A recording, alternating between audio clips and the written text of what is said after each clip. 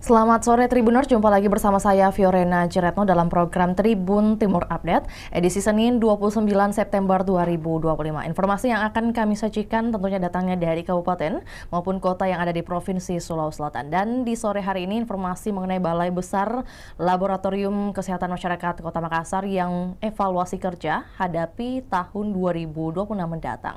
Dan untuk melengkapi informasi kita di sore hari ini, kita sudah terhubung dengan rekan Fakih dari Kota Makassar. Selamat sore rekan Fakih. Selamat sore Tribuners. Disampaikan rekan Fakih bagaimana kemudian adanya kegiatan evaluasi kinerja dari BB Labkesmas Makassar, seperti apa tujuannya untuk di tahun 2026, silakan. Balai Besar Laboratorium Kesehatan Masyarakat Kota Makassar gelar forum komunikasi publik bersama jajaran stakeholder di Fasata Hotel Makassar pada Senin 29 September 2025. Forum komunikasi publik ini melibatkan jajaran Direktur Rumah Sakit yang ada di Kota Makassar, kemudian pihak swasta, ada juga dari Dinas Kesehatan Kota Makassar, dan juga Dinas Kesehatan Provinsi Sulawesi Selatan, serta jajaran mitra kerja dari Balai Besar Labkesmas Kota Makassar. Adapun evaluasi kali ini menekankan bagaimana mengevaluasi perjalanan BB Labkesmas dalam memberikan layanan selama tahun 2025 ini menuju ke tahun 2026. Balai Besar Labkesmas Makassar menyerap aspirasi-aspirasi dari mitra kerja untuk mengevaluasi kinerja dan pelayanan sejauh ini. Nah, dari forum komunikasi publik ini akhirnya ditemukan ada 3 poin utama untuk bagaimana meningkatkan layanan dari Laboratorium Kesehatan Masyarakat Kota Makassar di tahun 2026. Yang pertama, untuk menciptakan wilayah kerja yang bebas korupsi, maka BB Labkesmas diarahkan untuk segera melakukan perubahan atau digitalisasi terkait transaksi keuangan di mana tidak lagi menggunakan tunai namun ke cashless. Nah, setelah itu akan diminta juga melakukan pengawasan yang ketat terhadap transaksi keuangan yang dilakukan oleh BB Labkesmas maupun kepada mitra kerjanya. Nah, selain itu juga diperlukan evaluasi terkait dengan bagaimana alur pemeriksaan ataupun alur terhadap administrasi maupun pemeriksaan kesehatan dibuat lebih efisien. Dan ini menjadi catatan juga bagaimana untuk di tahun 2026 BB Labkesmas mampu menyusun skema pemeriksaan atau layanan-layanan lainnya ini lebih efisien terhadap pasien maupun dengan mitra kerjanya. Nah, selain itu juga poin ketiga yakni evaluasi terkait hasil dari bagaimana layanan BB Labkesmas terhadap pemeriksaan berbasis lingkungan. Nah, ini yang selama ini dinilai masih cukup lama mengeluarkan hasil. Nah, nanti di tahun 2006 diminta untuk segera memperbaiki sistem untuk bagaimana hasil pemeriksaan terkait dengan isu lingkungan ini bisa lebih cepat dirilis oleh mitra kerjanya. Seperti itu, rekan Tio. Oke, dan dari informasi yang kami terima juga rekan Fakih, tentunya ini dengan tujuan agar terciptanya laboratorium yang surveillance. Dapat disampaikan seperti apa kemudian dasar kemudian para pembicara hari ini membahas mengenai topik tersebut? Ya, jadi memang laboratorium untuk kesehatan masyarakat Labkes di kota Makassar, ya ini menekankan bagaimana bisa menciptakan laboratorium surveillance, artinya seluruh hasil ataupun deteksi terkait dengan penyakit ini harus berbasis dengan hasil penelitian dari Labkesmas itu sendiri, sehingga ketika ada kasus luar biasa atau KLB yang terjadi di daerah, Labkesmas mengambil peran penting untuk melakukan penelitian, melakukan pemeriksaan sehingga nantinya menghasilkan rekomendasi yang bisa menjadi dasar baik itu pemerintah ataupun masyarakat mengambil keputusan ataupun menjalankan sebuah program dalam menanggapi kejadian luar biasa. Jadi ditekankan bagaimana seluruh pemeriksaan ini ataupun hasil dari pemeriksaan menjadi dasar dari setiap kebijakan-kebijakan yang diterapkan oleh pemerintah maupun mitranya menghadapi kasus-kasus tertentu seperti itu, rekan Tio.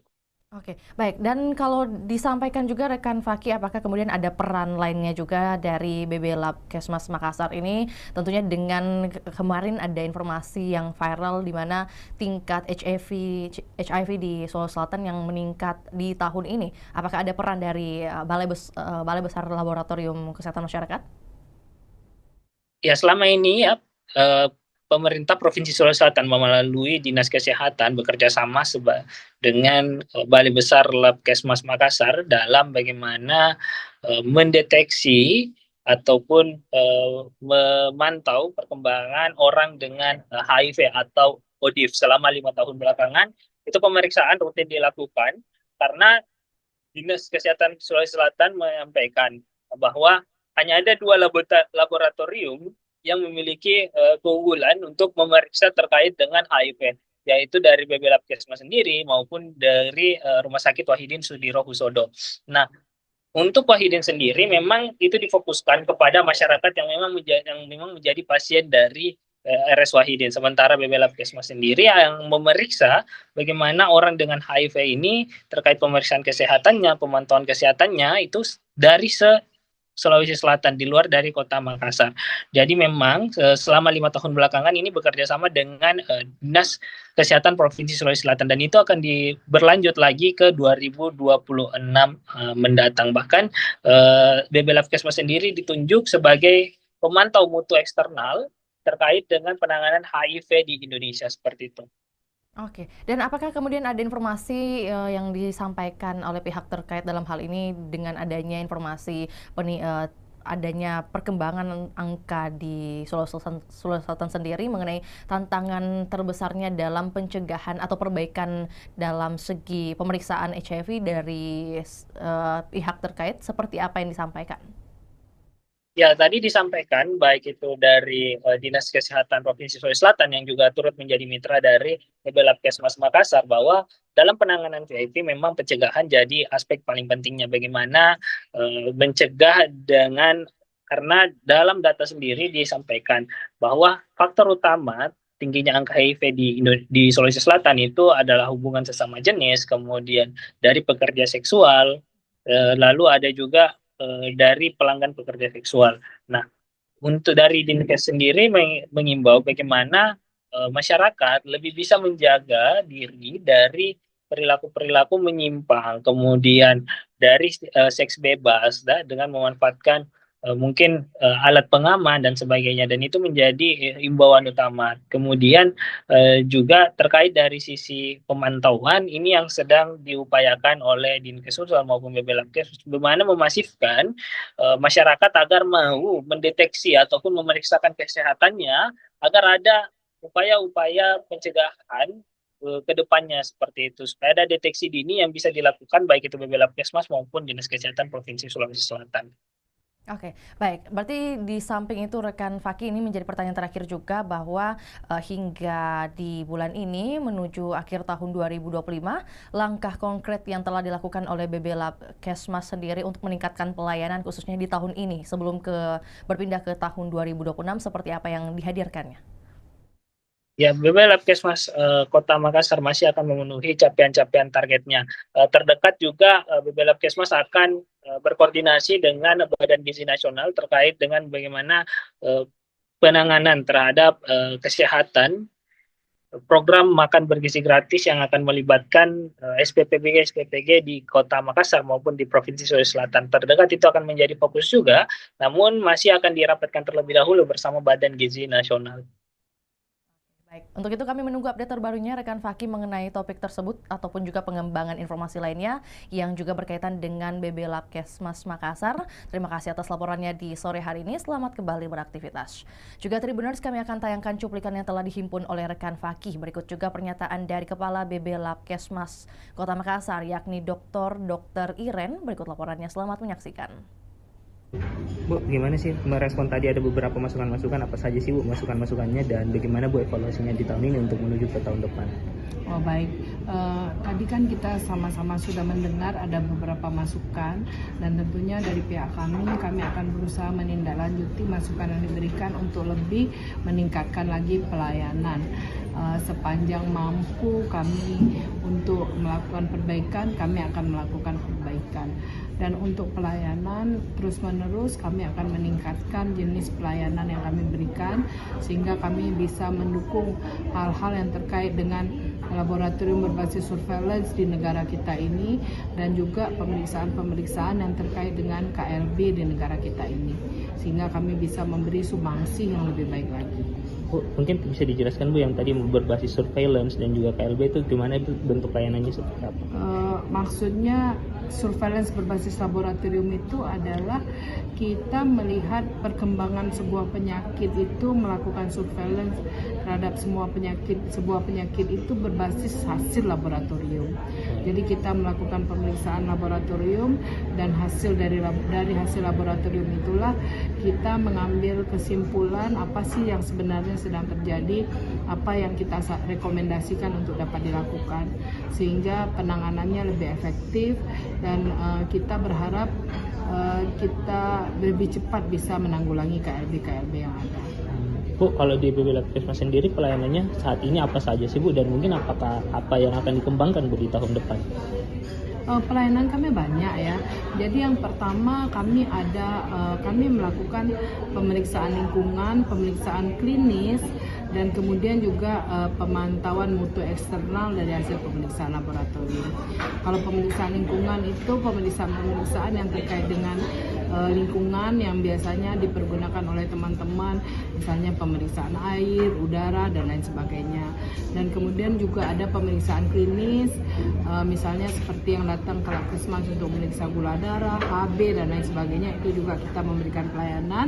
Kemudian melakukan pemantauan mutu eksternal, kami melakukan pemantauan terhadap mutu pemeriksaan labor-labor yang ada di wilayah kita, dan juga beberapa item sih kita juga melakukan pemantauan mutu eksternal, seperti misalnya untuk viral load HIV itu untuk Indonesia, kita yang ditunjuk untuk melakukan pemantauan mutu eksternal terhadap hasil pemeriksaan viral load HIV. Siap. Seperti itu. Mungkin satu lagi Bu, tadi sempat disinggung juga Bu, bagaimana sih perannya sebenarnya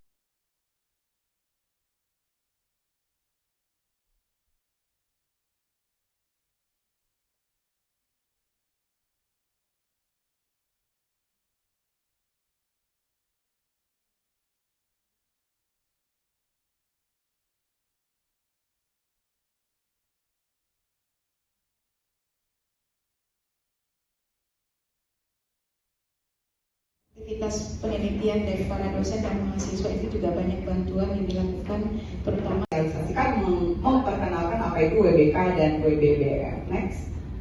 Jadi sebenarnya WBK dan perwujudan WBK dan WBBM. Oke, next.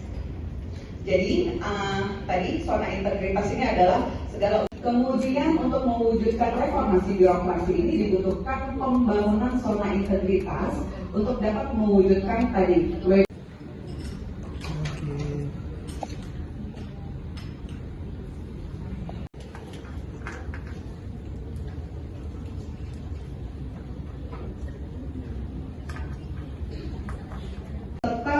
birokrasi yang kapabel, dan akhirnya karena birokrasi ini menjadi bersih dan akuntabel, maka pelayanan yang diberikan menjadi sudah direncanakan oleh pemerintah untuk akhirnya semua instansi pemerintah di Indonesia.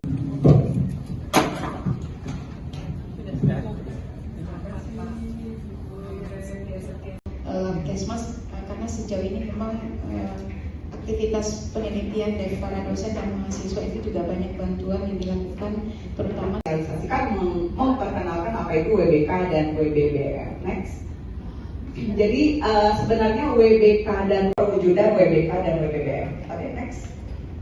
Jadi tadi zona integritas ini adalah segala. Kemudian untuk mewujudkan reformasi birokrasi ini dibutuhkan pembangunan zona integritas untuk dapat mewujudkan tadi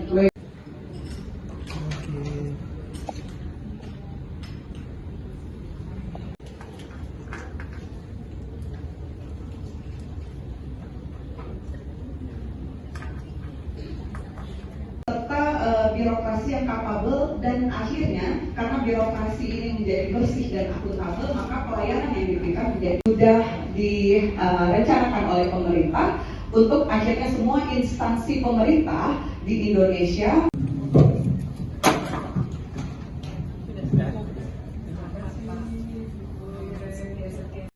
Kesmas, karena sejauh ini memang aktivitas penelitian dari para dosen dan mahasiswa itu juga banyak bantuan yang dilakukan, terutama realisasikan memperkenalkan apa itu WBK dan WBBM. Next.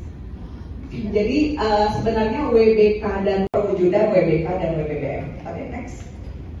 Jadi tadi zona integritas ini adalah segala. Kemudian untuk mewujudkan reformasi birokrasi ini dibutuhkan pembangunan zona integritas untuk dapat mewujudkan tadi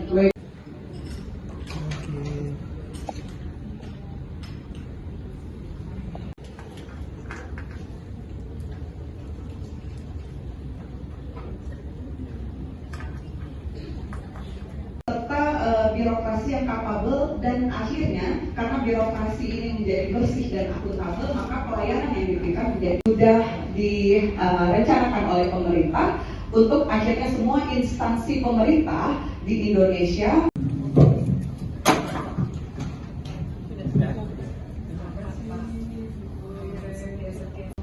Kesmas, karena sejauh ini memang aktivitas penelitian dari para dosen dan mahasiswa itu juga banyak bantuan yang dilakukan, terutama realisasikan memperkenalkan apa itu WBK dan WBBM. Next. Jadi sebenarnya WBK dan perwujudan WBK dan WBBM. Oke, next.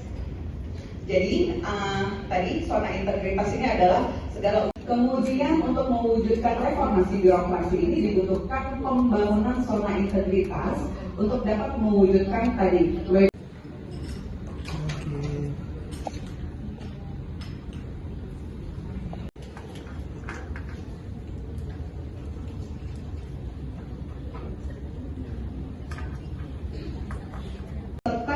birokrasi yang kapabel dan akhirnya karena birokrasi ini menjadi bersih dan akuntabel, maka pelayanan yang diberikan menjadi sudah direncanakan oleh pemerintah untuk akhirnya semua instansi pemerintah di Indonesia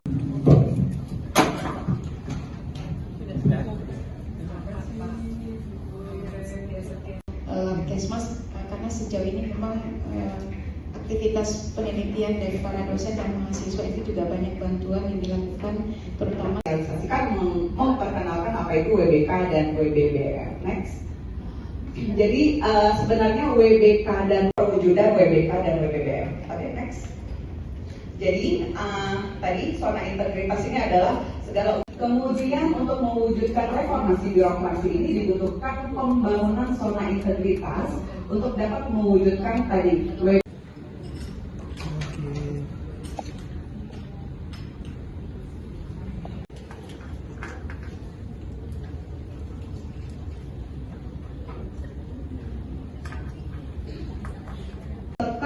birokrasi yang kapabel dan akhirnya karena birokrasi ini menjadi bersih dan akuntabel, maka pelayanan yang diberikan menjadi sudah direncanakan oleh pemerintah untuk akhirnya semua instansi pemerintah di Indonesia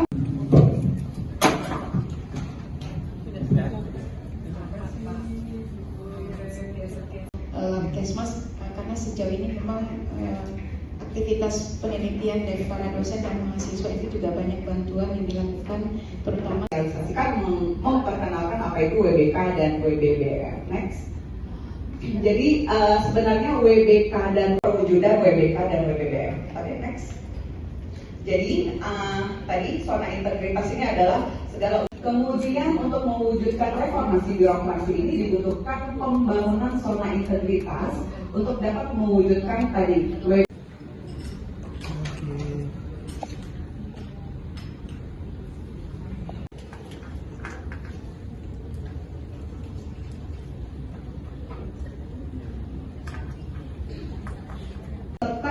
birokrasi yang kapabel dan akhirnya karena birokrasi ini menjadi bersih dan akuntabel, maka pelayanan yang diberikan menjadi sudah direncanakan oleh pemerintah untuk akhirnya semua instansi pemerintah di Indonesia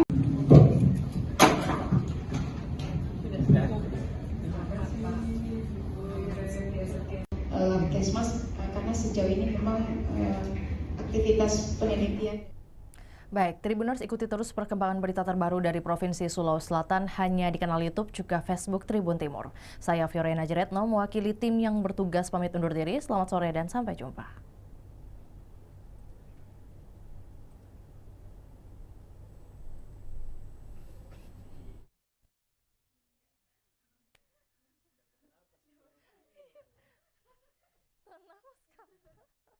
Kecuali kayak Indra yang lambang yang kayak dia tutup dia begini-begini.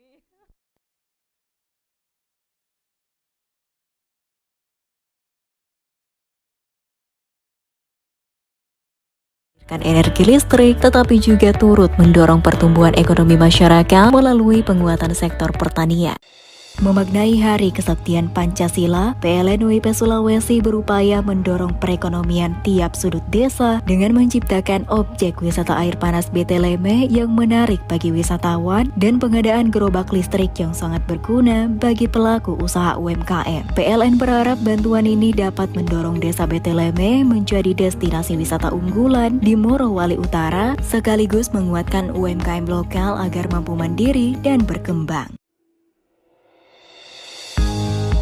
PLN memberikan dukungan yang menyentuh langsung kebutuhan petani desa Lampoko yang berdekatan dengan pembangunan infrastruktur ketenagalistrikan strategis PLTU Sulsel Baru 2, mulai dari traktor, bibit bawang merah, mesin pemotong, mesin pengering, mesin peniris minyak, hingga sealer untuk pengemasan produk bawang goreng. Bantuan ini bertujuan untuk mendorong kemandirian dan meningkatkan kesejahteraan masyarakat. Semangat Hari Kesaktian Pancasila, PLN UIP Sulawesi meresmikan infrastruktur ketenagalistrikan skala besar pertama di Kabupaten Morowali. Peresmian ini meliputi 2 SUTT 150 kV, Tentena, Koloni Dale Bungku, 2 gardu induk 150 kV baru masing-masing berkapasitas 30 MVA di Koloni Dale dan Bungku, serta perluasan GI 150 kV Tentena. Kehadiran infrastruktur ini memperkuat keandalan sistem kelistrikan di Sulawesi Tengah.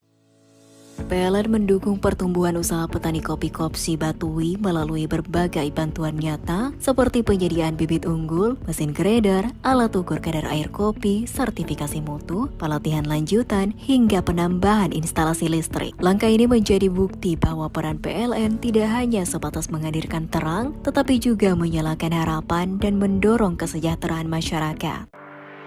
PLN memberikan persembahan terbaik bagi masyarakat melalui penanaman 7.000 bibit mangrove di Kabupaten Jeneponto. Melalui kolaborasi antar pemerintah, masyarakat, dan komunitas, PLN UIP Sulawesi berharap program penanaman mangrove ini dapat menjadi langkah awal menuju kawasan pesisir Jeneponto yang lebih tangguh, hijau, dan berdaya saing secara lingkungan dan sosial.